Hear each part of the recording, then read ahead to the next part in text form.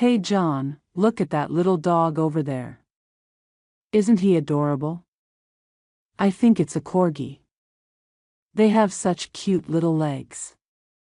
Yeah, corgis are super cute. I love how they're so energetic and happy all the time. Do you have a pet yourself, Lisa? I do. I have a cat named Muffin. She's a 3-year-old tabby with beautiful green eyes. I adopted her from a shelter when she was just a kitten. What about you? I think you mentioned you had a dog before, right? I did, yeah. I had a golden retriever named Max, but he passed away last year.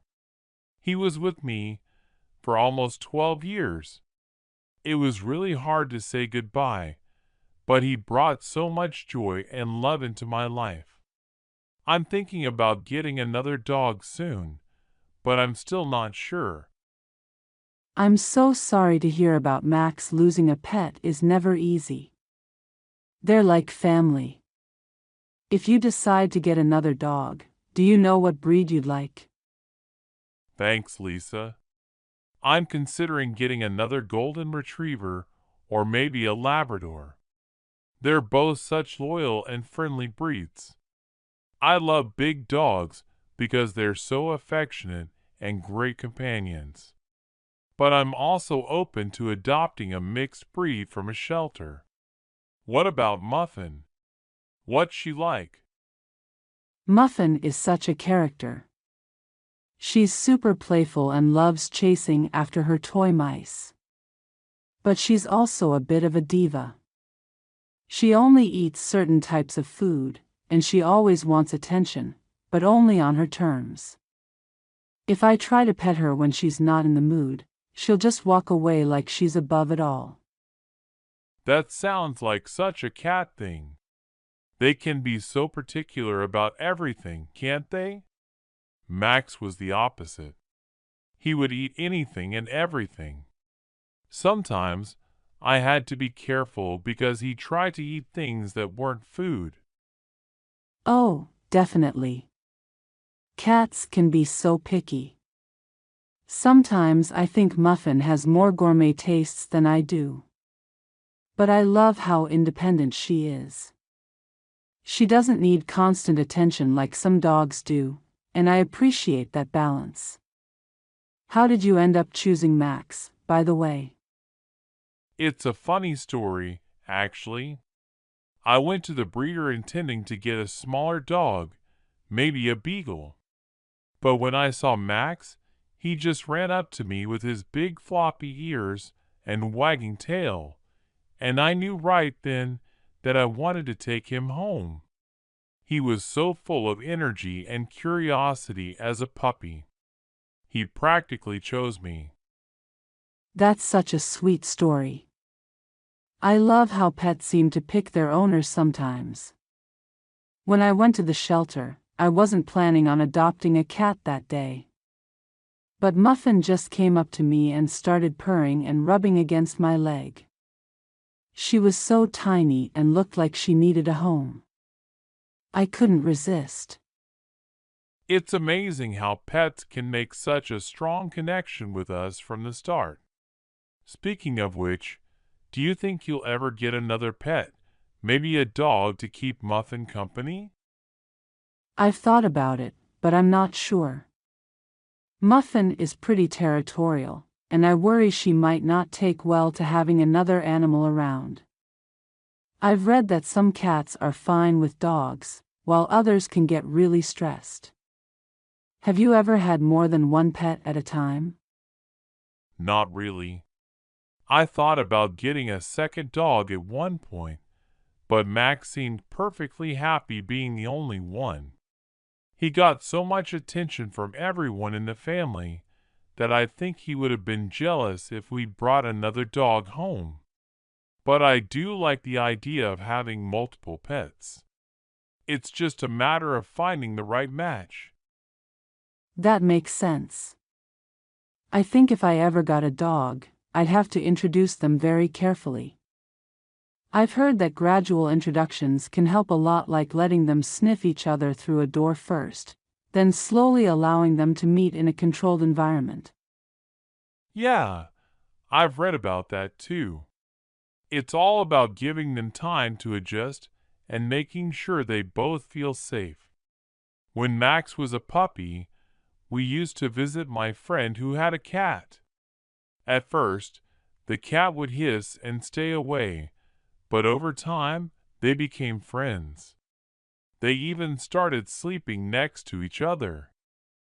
That's adorable. I love seeing animals get along.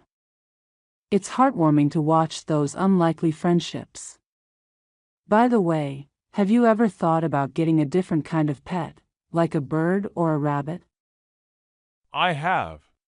I think birds are fascinating, especially parrots. They're so smart and can even mimic human speech, but they require a lot of attention and socialization, which I'm not sure I have time for right now. Rabbits are cute too, but I think I'm more of a dog person at heart. What about you? Any interest in non-traditional pets? I've thought about getting a hamster or a guinea pig. They're small and don't require as much space, but they're still fun to watch and play with. But again, it all depends on how Muffin would react. I don't want to bring home a small animal only to have her view it as a toy. That's a good point. It's always important to consider how your current pet will respond.